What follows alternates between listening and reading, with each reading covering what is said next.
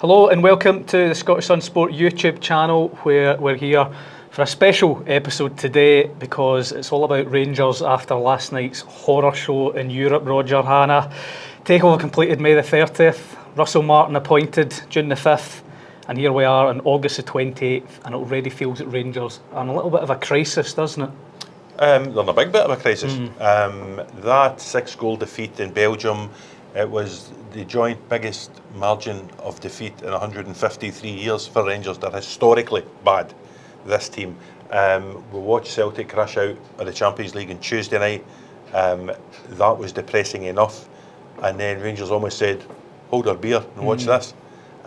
From the start, they got an absolute chasing. Magoma was booked early for a terrible challenge.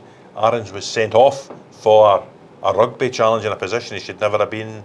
And don't take my word for it, go back and listen to Ali McCoist on TNT Sport talking about schoolboy defending, talking about players looking like wee kids against the men of Bruges. Heavy criticism of the recruitment during the summer, and you have to lay a lot of criticism at the manager, Russell Martin, and at the players who, frankly, Jonathon, looked out their depth last night. We'll get into all of that, Roger, over the course of the next however long. We'll start with Russell Martin. Now, quite simply, many Rangers fans have well and truly had it. They want him sacked. There was a chanting in the stands last night. We've seen the banner outside Ibrox as well. Martin obviously saying after the game he wasn't fearing for his job, and we know, as per Andy Devlin's story today, he is going to be in the dugout on Sunday. What do you make of all that? I mean, how much pressure do you think he's under internally? He's under huge pressure. He's under huge pressure. He has to be under huge pressure. Rangers have won 3 of his 10 games at the helm. They haven't won in the league yet. They're in the bottom 6. They're 6 points adrift of Celtic, already ahead of an Old Firm game on Sunday. And they have been hammered 9-1 on aggregate by Bruges in the Champions League. He must be under pressure. Normally at times like this, Jonathon, we would say the manager's lost the fans. Russell Martin never had the fans.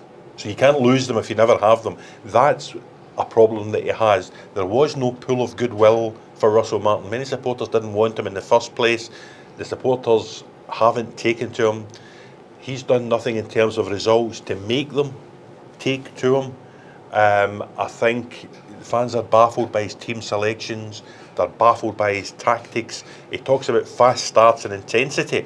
It's just words, Jonathon. There hasn't been a fast start. There hasn't been any intensity.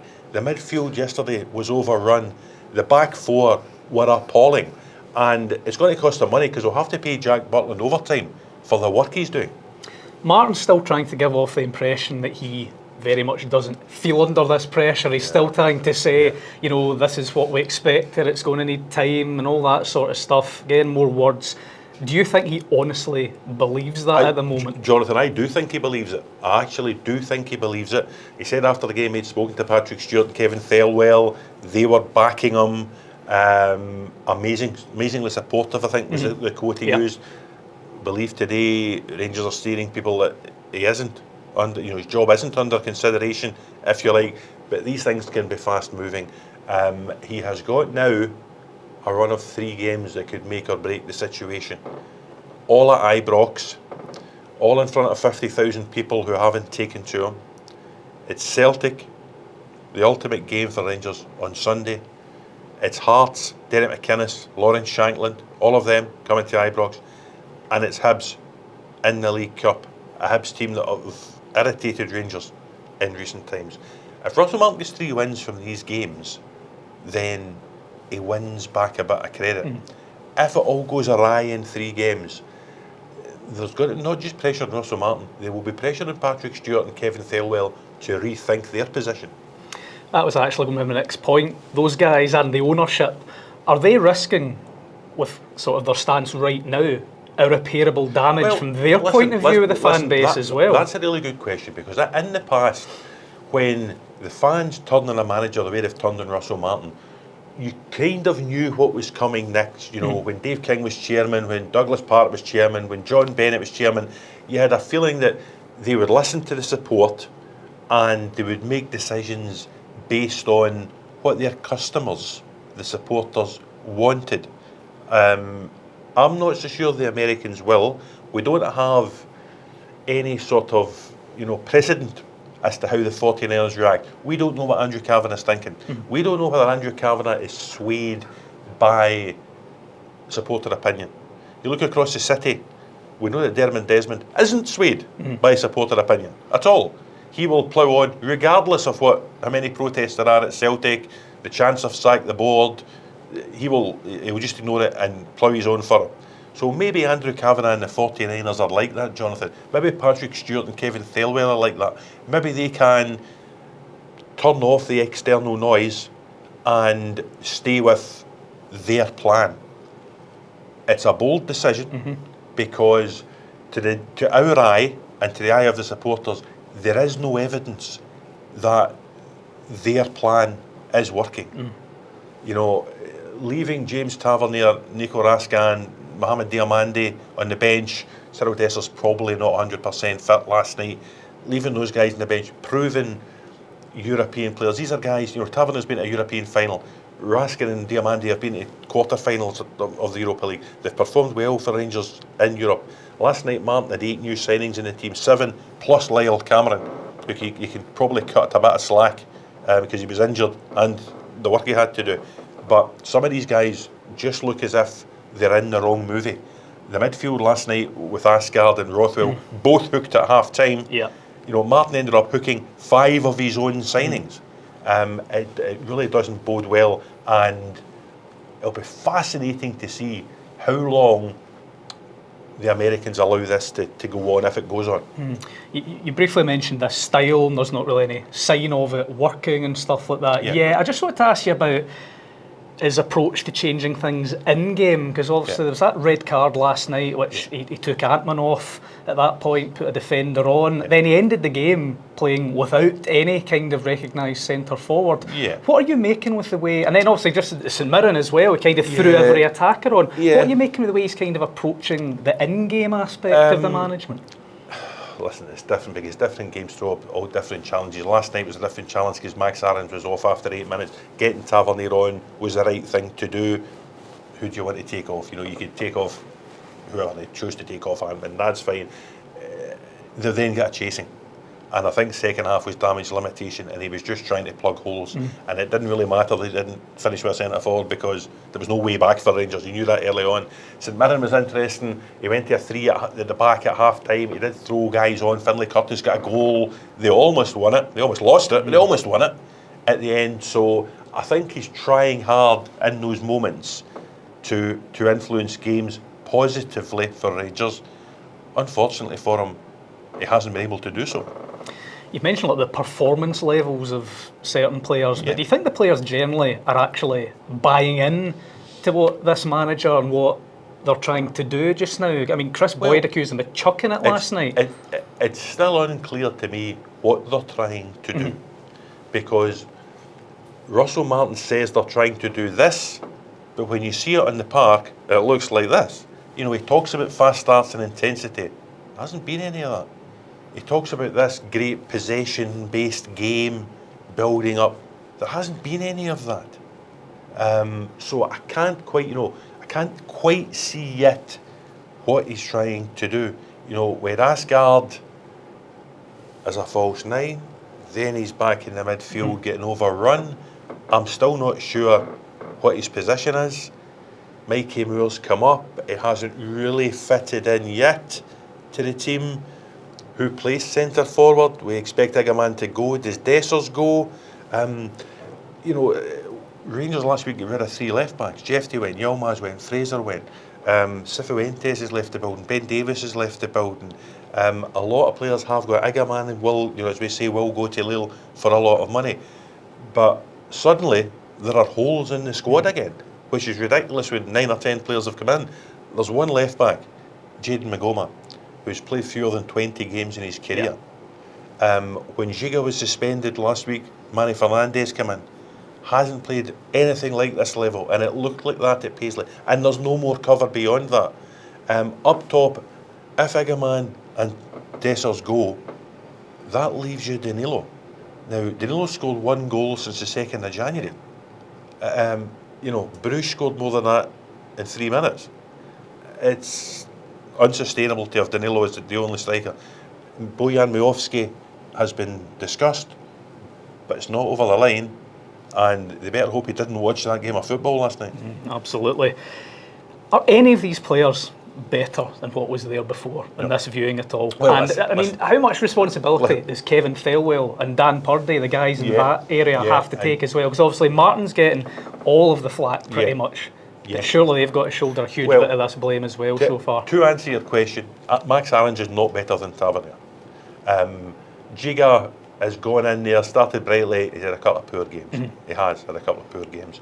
But Rangers didn't really have anyone alongside Suter. They kind of mixed it about last season. So Giga, I still think you can give him the benefit of the doubt. Magoma, in flashes, has looked okay, but you can't have him as the only left back and rely on him through the season. He hasn't enough experience, anything like that experience, to play. Midfielders, Rothwell and Asgard are not better than what's there before. I don't care what anyone says.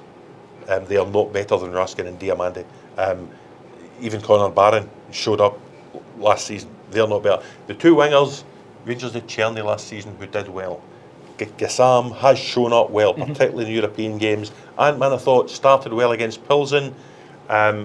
He's kind of taken a bit of a dive, but I think there'll still be hope that he can do what Cherny did last season. But you know, Mikey Moore's not in the team. The rest, the signings in general, haven't added. There's no outstanding player, and you know, I heard my dear friend Tam Cowan on the radio last Sunday saying, when Rangers used to come to Motherwell, the team would run out the tunnel, Jonathon, and there would be players you would fear. Yeah. And he, you know, reeled off names of some of the Rangers players of olden days and modern times. And he said he watched the St Mirren Rangers game in the telly on Sunday, watched the Rangers team coming out, not a single player that would worry you. Nicolas Raskin left out last night.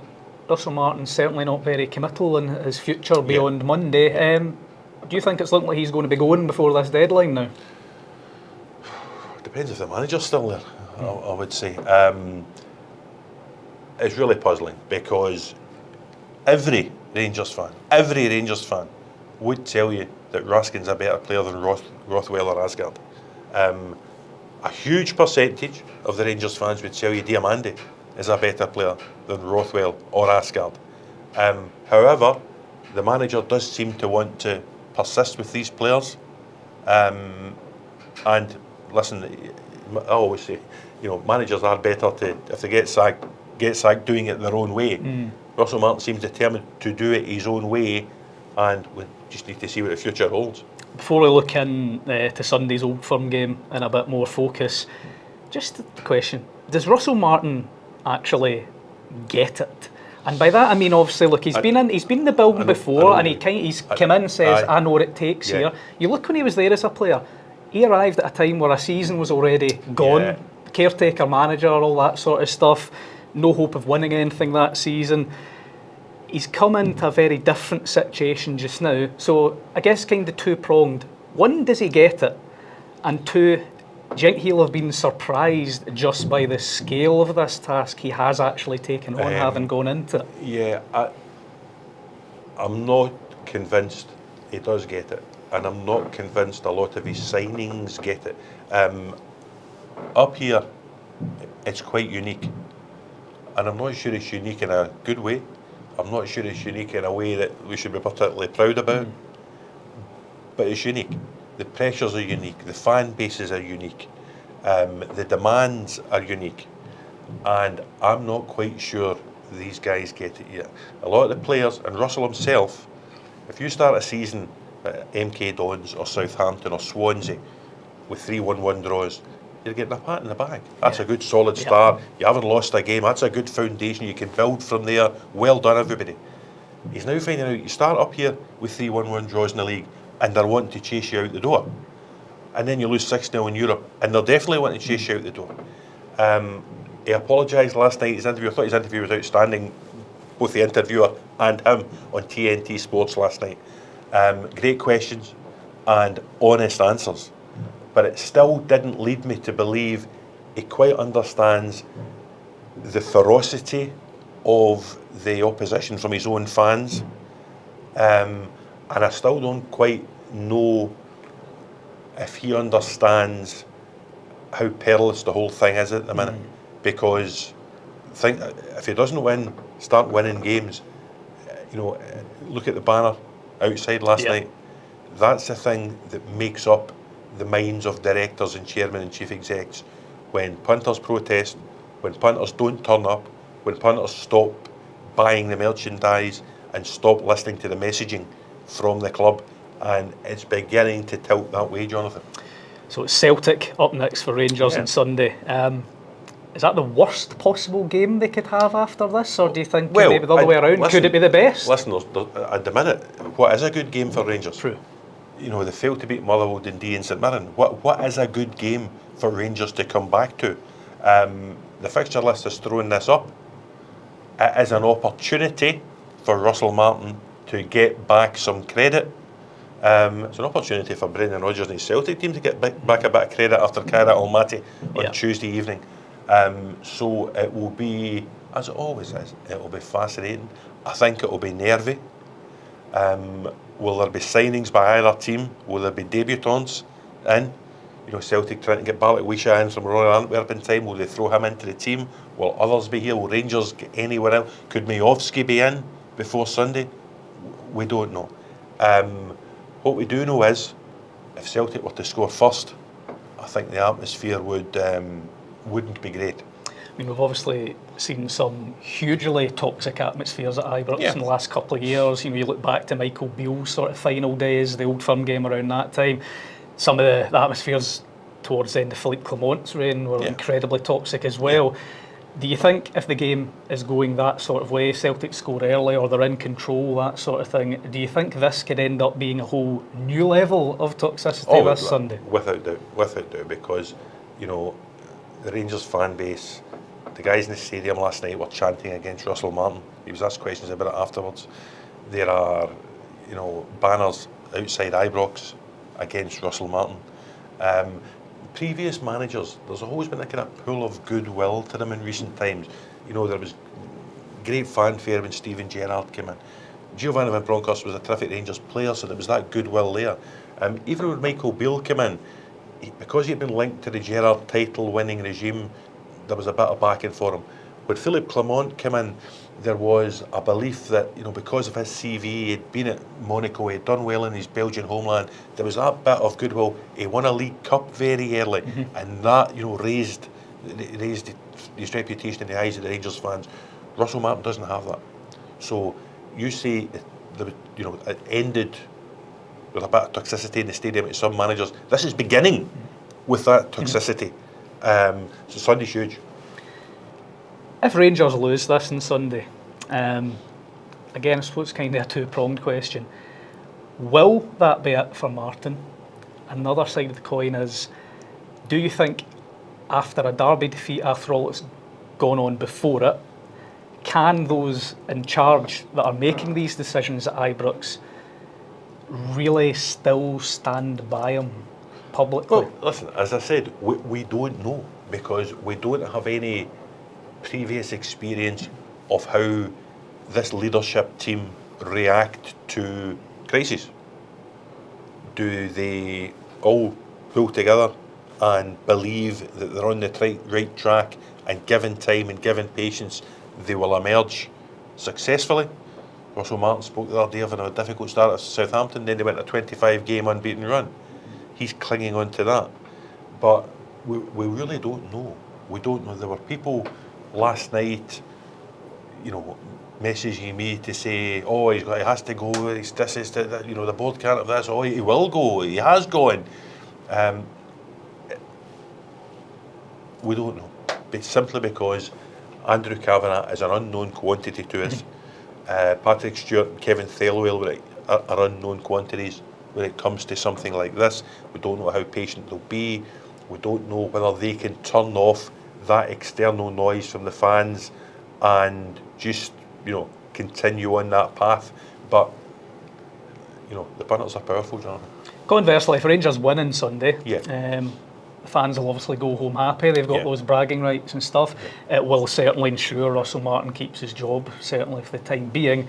But It'd by no means be a silver bullet, would it? 'Cause I think you just have to look back at Philippe Clement, who won that game 3-0 in January. Barry Ferguson, the one at Celtic Park. Yeah. So, one win does not wholly resurrect Russell Martin, I don't think. It would be a boost to Rangers and Russell Martin ahead of an international break. It would buy him a bit more time, I would say. Listen, having watched Celtic against Kairat on Tuesday, that they're not in any great shape or great form at the minute either. What you know about Celtic is they have, they've got a higher floor, if you like, than Rangers. Celtic can be poor, they can be so-so, they can be, that's not very good. Rangers' floor, as you saw last night, they can be awful. So it really just depends what Rangers team turn up. Does the manager suck it up a bit and bring in Tavernier, Raskin and Diamande and Dessers? Or does he continue keeping them on the sidelines and charging on with Aarons and Rothwell and Asgard and people like that? I'm not sure the team that played in Bruges last night has the capability of beating Celtic. Can you quite remember an Old Firm match where the build-up has been filled with just so much negativity coming from both sides? Listen, I'm sure there have been games like this in the past where they've both been in the doldrums. Getting knocked out of the Champions League is a blow financially to both teams. It will cost them £20 million each. It's a huge blow to them. It's also a huge blow to their kudos and to the reputation of Scottish football. The coefficient, that great word that gets thrown about, the coefficient's going down. What that means is there'll be more qualifiers for Celtic and Rangers. It will be harder and harder and harder to get into that league phase in years to come. It's not great. You'll have European football on Thursday night for everyone. You'll have all the Premiership games getting knocked back to Sunday. It's not a good look for our game. This is the flagship fixture in our game on Sunday. The two teams are at a low ebb. And just finally, Roger, how do you see the game panning out? How do you see it going on Sunday? I've given my prediction, which I think is going online on the Sun website. It is indeed. I've gone for a 1-0 Celtic win. I just think when, as I said a minute ago, when Celtic play poorly, they're poor. When Rangers play poorly, they're awful. And I just feel, I'm not convinced that Russell Martin will throw back in the Taverniers and Raskins and Diamandes and Dessers. I think he might plough on with the guys that he's signed, and I don't see anything in those guys that would tell me that they can beat McGregor, Hatate and Nygren, and they can beat Schmeichel and Carter Vickers and Tierney. You kind of know what you're going to get for Celtic. They're due a win at Ibrox. I think it's nearly 2 years since they've had a win at Ibrox. Yeah. They'll be stung by losing home and away to Rangers earlier this year. They'll be stung by not getting into the Champions League. There might be a signing or two prior to the game, and I just have a feeling that Celtic will sneak it. I don't think it'll be a classic. I think it'll be nervy. I think it'll be two sides bereft of belief, confidence and good form, but I just think Celtic's floor's that wee bit higher, and I think they could just shade it.